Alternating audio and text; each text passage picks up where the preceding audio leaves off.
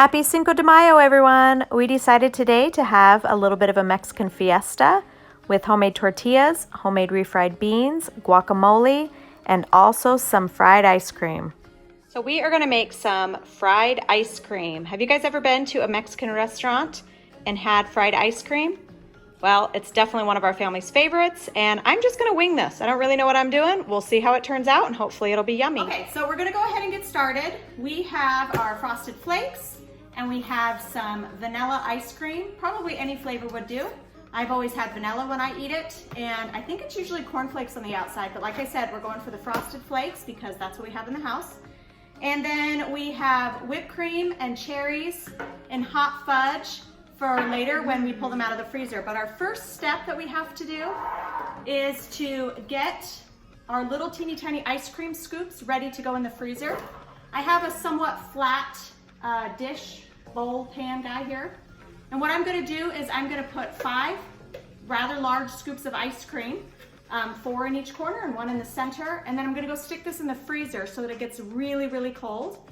So when I bring it back in, all I have to do is roll it around in the crushed up frosted flakes, and then we'll put it in the freezer again until we're ready to eat it. So we're gonna go ahead and get these going. Ray is here to help me because he loves fried ice cream. We used to live in Arizona, and if you went to a Mexican restaurant for dinner, this was usually the only choice for dessert. Sometimes they had flan or sopapillas or something like that, but this was always on. How long does it take me to get the little plastic ring off here before I grab a knife? Oh, sorry, Bella, I just stepped on Bella. And then look at that, Ray can do it. Okay, so what I'm gonna do is, unless you have a really big, nice round ice cream scoop, I think the best next thing to do is I'm gonna shape the ice cream myself with my hands by using wax paper. So I'm gonna put down my paper, and I'm gonna put some ice cream, the amount that I want to be in a circle. And I'm just gonna form it with my hands, just like this, and kind of turn it into my own ball of ice cream. I wonder how they actually do it in the Mexican restaurants. Do they just have a big scoop? These might not be the most beautiful circles, little ice cream balls, but they're kind of working, so there we go. Now I'm gonna put that in here, and you gotta work really fast because your ice cream's gonna melt. And make sure to wash your hands before this. Yes, washing your hands is always a good thing before you make any food. Okay, there's my second one. And let's shape it into a circle. Would you say that one's bigger or smaller? This one might be a little bit bigger than the other one. This one might be a daddy size. So there we go, our second little scoop. They kind of look like Emery's rolls, so maybe they might work for them too. Yeah, Emery did make us some yummy rolls the other night for dinner. It's really nice. I was working and I put some soup in the crock pot and asked Emery to make rolls. And she did a great job. Yep. Ray is gonna start, come over here, Ray. He's gonna pour some of the frosted flakes into this bowl, and he's gonna start crunching these. Now you can crunch them any way you want. I know a lot of people tend to put them in a Ziploc bag and beat them with a wooden spoon or a rolling pin or whatever. But I have this handy dandy little chopper guy from Pampered Chef, and we use that anytime we're needing to crunch up graham crackers or nuts or anything. So he is gonna do that. It's also a great way to get your frustrations out because you have to like really chop. If you're kind of cranky, you should go chop something. It's good. Okay, one more ball to make. And these really, they're not the most beautiful, perfect balls, but don't worry because we are gonna coat these with the crunchy stuff on the outside, so it's not gonna matter what it looks like. And then you're gonna be putting on all your toppings too, so. Okay. Oh, gotta take off the cover. For 5 ice cream balls, I used almost an entire container, and I really could have used the rest of this. I'm just gonna save this little bit at the bottom for Emery. But you really would want a half a gallon. Is this a half a gallon? Dude, 1.5 quart. I don't know what size this is, but you'd want about one of these to do 5 frozen ice cream little snowballs, okay? We're gonna put these in the freezer while Ray crunches those up.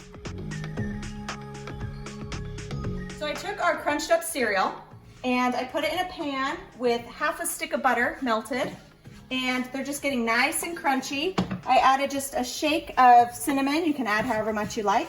And this is gonna give it that fried consistency.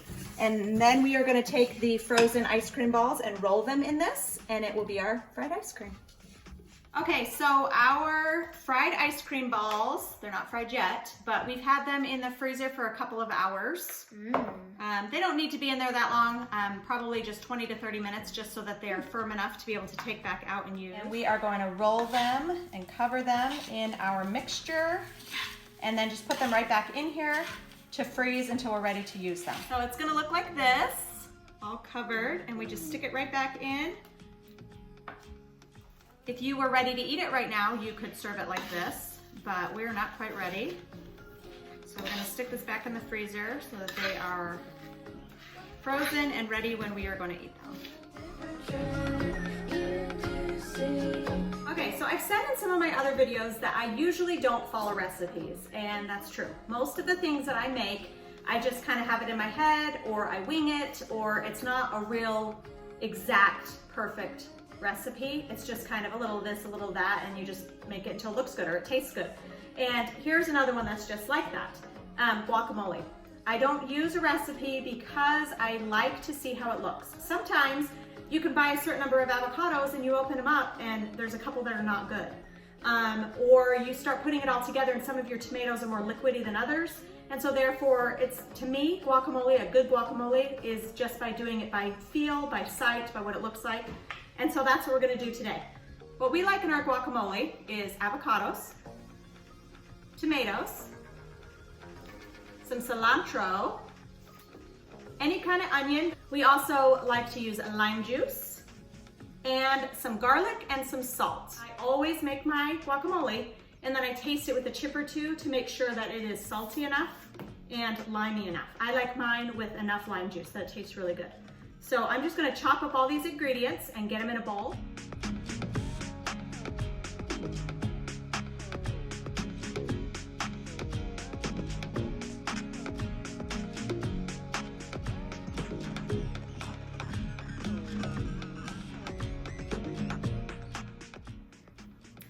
Okay, so we are ready to make our tortillas. I have Ray again here helping me. This is just a really easy recipe that I found on the internet. This is a recipe that I actually will follow. This is not just figure it out. I'm gonna follow a recipe and I'm gonna double it. For our family, we love tortillas and I know that we'll eat these tomorrow with our homemade beans that we're making right now. So this recipe calls for 2 cups of flour, which like I said, we're doubling. So we're gonna put 4 cups of flour in our bowl.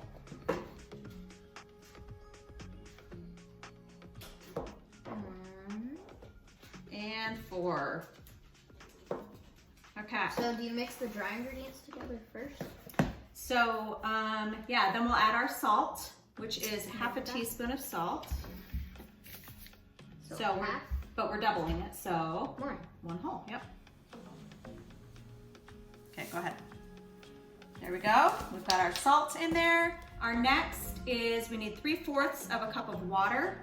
So Ray, you want to go and get 3/4 of a cup of water. And we're also going to add 3 tablespoons of olive oil, which doubles, so 6. 1, 2, 4, 5, and 6. I get it right? It looks great. Put it in. So do that 1 time and then go get another one. Perfect. Thank you, Ray.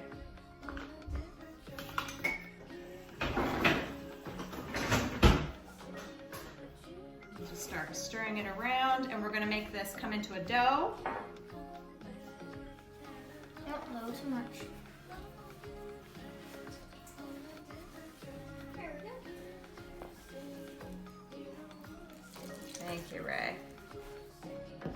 So I am a huge picky person when it comes to tortillas. I really don't like the taste of tortillas, specifically store-bought tortillas. I feel like they're terrible. The only ones that I do like are the ones that you can purchase. Basically, they're raw and you just peel them apart and you cook them that last little bit yourself. Those ones are pretty good and I like those. But we lived in Arizona where we could get really yummy fresh tortillas. In the town we lived, we actually had a tortilla store. What was that called? We had a little teeny tiny store that they made fresh tortillas. It was awesome. They had corn and flour. And so then moving here, trying to find good tortillas when we're in the store, and I'm sorry, but they're just yucky. I don't like them. Half the time they're hard, they're not soft and yummy. And I've always been kind of afraid of making my own tortillas. But Emery tried it out a couple of weeks ago, and she's done it twice since then. This is my first time making them. And they were amazing. They were so good. And so we wanted to try to make them tonight. Okay, so we're getting really close. Share with it? We did. Was it? It was a tortilla factory is what it was called. Knead it a little and get it to all come together. And then we are going to make them into teeny tiny little balls. The recipe says that it makes 8, and since we doubled it, that's 16. So we will roll out 16 balls, and then we will flatten them, and we will cook them on a skillet. Not the roller. Okay, in just a second. Thanks, Ray. So as you can see, this dough came together really nicely. It's this nice big ball, and we are going to, Ray, did you wash your hands, buddy? Okay, so let's make 16 small little balls before we get started, and then we'll start rolling out each one. I did. So you want me? Yep. So about this size, I think will work. Let's see if we can get 16 about that same size. Okay, so now we have 16 little balls for our tortillas, and they're all pretty similar in size, but it's not gonna matter too much because whenever we make them of the tortillas. Yep. And so we're just going to put a little bit of flour and flatten them out. I'm gonna start with my hands. You can probably use any kind of rolling pin device. I just found out that Emery actually used a cup the first time she made these because she couldn't find our rolling pin. This is the one we have from Pampered Chef. Are all our stuff from Pampered Chef? We do have quite a few fun things from Pampered Chef gadgets. And so all I'm doing is just continually spinning it so that I get it in a circle. And you can even flip it over. You just want to get it as flat as you can, get it rolled out into a circular shape. Our first prototype, this is the first time I've done this, and just try to get it as thin as you can. It almost feels like paper. I'm gonna go through all 16 of these, get them all rolled out. We're gonna start cooking them in the skillet. Okay, so now we're just putting each tortilla in the pan and flipping it until it gets nice and golden brown. So Ben is helping me to roll these out because I was struggling to get them thin enough, and he wants them a little bit thinner, which is great. Just depends on how you like them. Okay.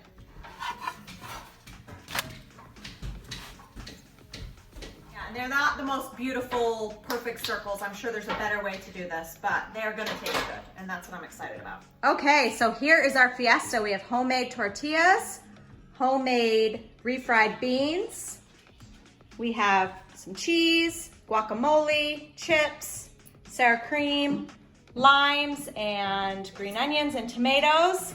And we made some virgin margaritas. The kids love them. They're super limey and super sour. Really fun. So happy Cinco de Mayo!